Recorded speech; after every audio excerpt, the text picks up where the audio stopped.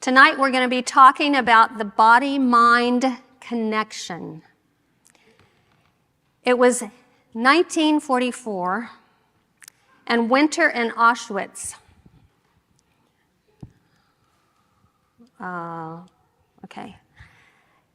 Auschwitz is a concentration camp where Jewish prisoners and sympathizers were held, one of many concentration camps.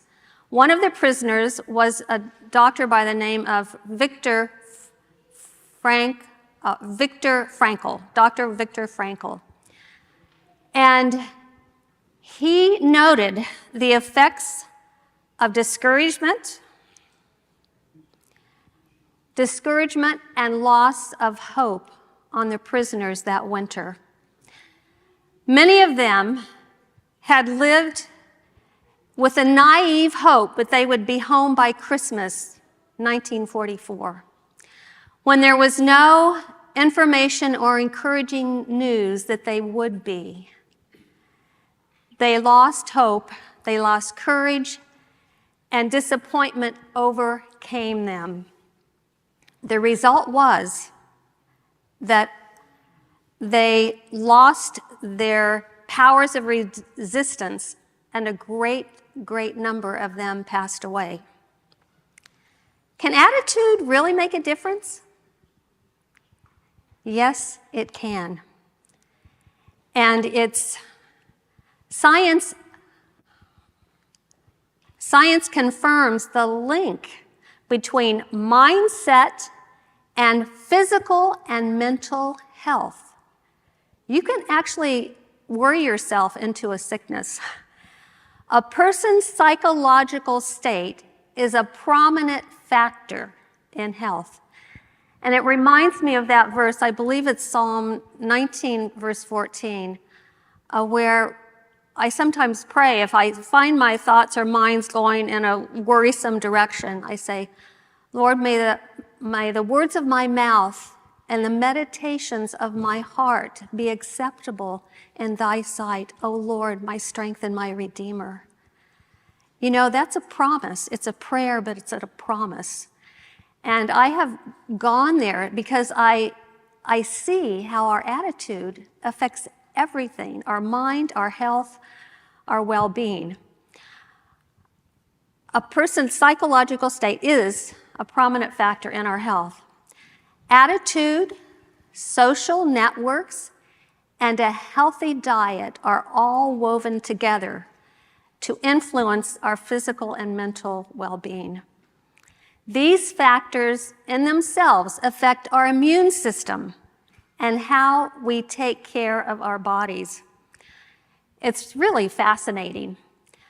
Attitudes such as forgiveness, faith, optimism, happiness, perseverance under stress, and trust in God are linked with a reduced risk for heart disease, high blood pressure, infection, ill health, and countless stress-related diseases. Who has control over our attitude? We do. These attitudes also lessen the severity of illness if we do get sick, and it helps speed recovery. Another thing is a steady diet or state of grief, hostility, unforgiveness, hopelessness, and depression increase the risk of infection, inflammation, disease, and slower recovery from disease or sickness of any kind. Many factors contribute to disease. Positive, perky people get sick, and sometimes crabby, cranky people don't. But a positive mindset is an important thing to good health. And it's a better known factor It's as important to good health as they have done studies as diet and exercise, nutrition. Can you believe that? That is a profound statement. A positive mindset is as important to good health as is exercise and diet.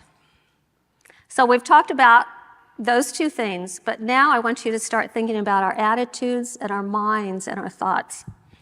The mind and body are intimately connected. Do you have a worry wart you need to get rid of? Are you plagued by a negative attitude that sends you on a mountain climbing trip over a molehill? And we all know people like that. Practice following these 7 suggestions I'm going to share with you now. Suggestions that might help tip your mental scales towards the positive side of life. Number 1, smile. Smiling is free, but it is priceless. And I don't know if you ever noticed, when you see someone, you can tell they're feeling kind of, they're down and maybe they have a good reason to feel sad. But when you smile at them, you're transmitting something that makes them feel better. Smiling actually takes fewer muscles than frowning. So you're not working as hard, but you're making a lot more people happy. It has been shown, smiling has been shown to lower the stress hormones in our brain. It improves memory and learning and powers up the body's immune system. It also improves your looks. Proverbs 17:22 says, "A cheerful heart is good medicine, but a broken spirit saps a person's strength or dries up the bones." So, when you start to feel like you're getting a cold or sick or whatever, remember that. Also, much research has been focused on the positive effects of genuine, relaxing laughter. Laughter triggers an uptake of endorphins, one of the brain chemicals that makes us feel good and reduces our pain. It actually helps reduce pain, not only feel good. So, even when serious things are happening, it's good to find sometimes, it's just good to laugh about something. It's healthy. The second point is express gratitude. People who express gratitude tend to live longer, healthier lives, have stronger bones, fewer heart attacks, and lower blood pressure. And you don't have to pay a thing for all of that. No medicine. Mentally rehearsing or writing a list of your blessings each day is a powerful buffer against depression and physical illness. Number 3, focus on the positives. Continually ruminating over a sad event or worrisome thoughts actually overstimulates a part of the brain known as Area 25, which is linked to many different kinds of depression. So you see that our thoughts influence our endocrine system, our hormones. It's really incredible the way the Lord made us. A researcher noted that attitude is one thing humans have great control over. For the most part, people tend to let their attitude run them, or they think they can't change their attitude until their circumstances change. But that's not the case.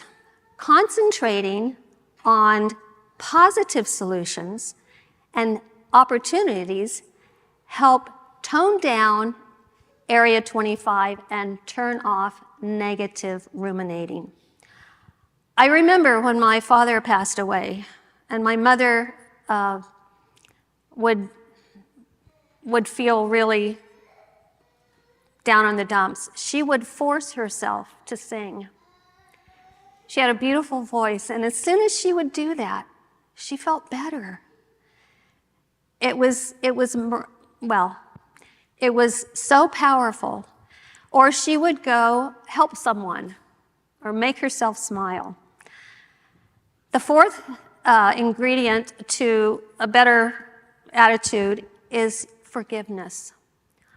Harboring anger and grudges hurts the heart. It increases the stress hormones, the blood pressure, and increases a host of physical diseases and mental illnesses. An act may not be excusable, but it is forgivable. Charlotte, a PhD, notes that when people think about their offenders in more forgiving ways, their own emotional health and sense of well-being improves.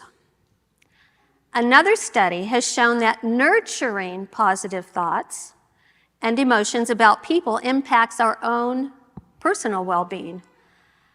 Forgiving others and also forgiving ourselves allows you to let the injury go. And you know, the healing spirit is a gift from God because we don't have it in our human hearts to do that. But when we ask God, Lord, give me the forgiveness I need to have, because as we know, we have to forgive others so God, or else God can't forgive us. If we have this attitude, I'm not going to forgive them, what does God say? Give unto others as I have given unto you. Number 5, get up, don't give up. Successful people make mistakes, don't they? But they refuse to give up. Can you think of a mistake that you've made in the past that you feel badly about, but as it turned out, you learned something, and the opportunities and the ideas that came to you were better than what you had before? Number 6, nurture your body and your brain.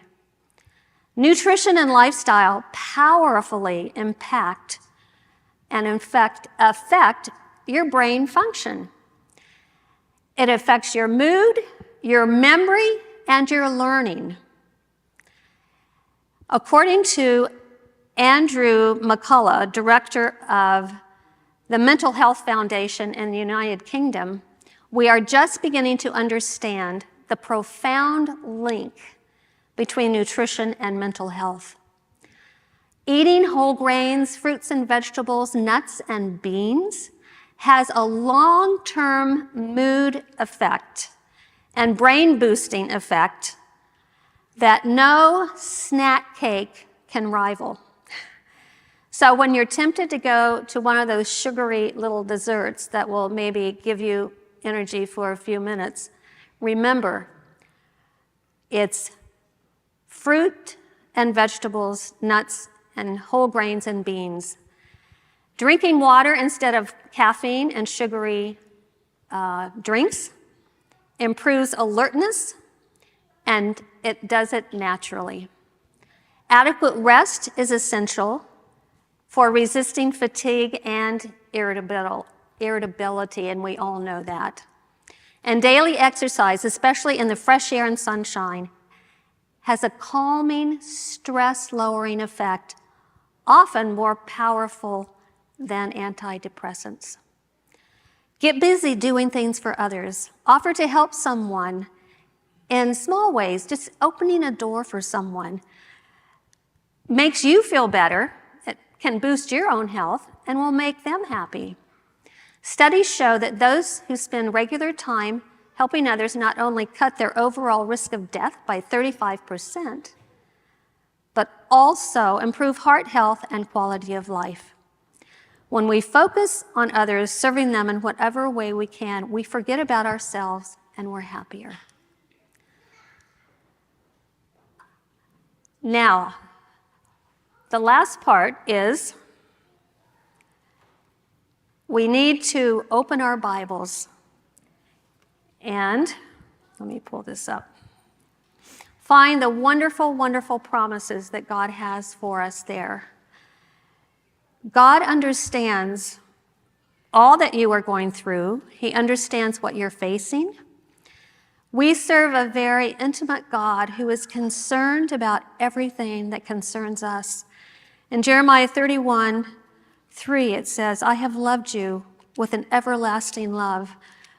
Let me find it. Yeah, I can think of it when I'm, anyway. I have loved you with an everlasting love. Therefore, with loving kindness, I have drawn you.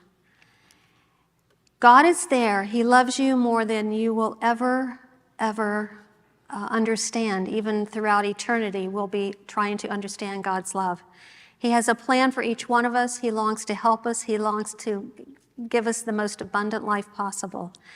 I want you, when you get home tonight, to look at Isaiah 41. 41:10 says, Fear not, for I am with you. God is speaking. Be not dismayed, for I am your God. Yes, I will strengthen you. Yes, I will help you. I will uphold you with my right hand, my righteous right hand. And verse 13 in Isaiah 41, For I, the Lord your God, will hold you, your right hand, saying to you, Fear not, I will help you. One of my favorite verses is Isaiah 26:3, which says, well, in the New King James Version, it says, You, God, will keep him, or me, put your name in there. God will keep me in perfect peace if my mind is stayed on him. That's a promise. So whatever you're dealing with, whatever you're going through, remember your attitude, your positivity, your gratitude, your serving others. You can change not only your mental health, but your physical health by a positive, happy, optimistic attitude. May God bless you as you begin to put these into practice in your own life.